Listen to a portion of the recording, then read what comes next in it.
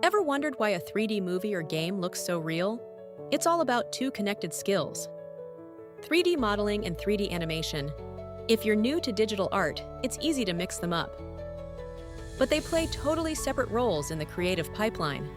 Think of modeling as building the stage.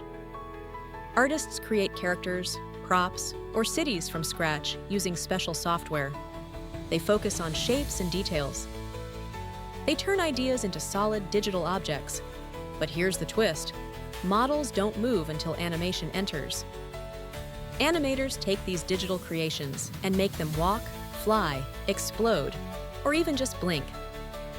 They give life to still objects by controlling movement, timing, and expressions, usually with keyframes. In 3D, modelers make what you see, and animators make it move. Both skills are essential. Understanding this pipeline helps you figure out where you'd fit in. Next time you watch a favorite film, you'll know every explosion, dance, or dramatic chase starts with a silent, detailed model waiting for its moment. Curious which part you'd enjoy more?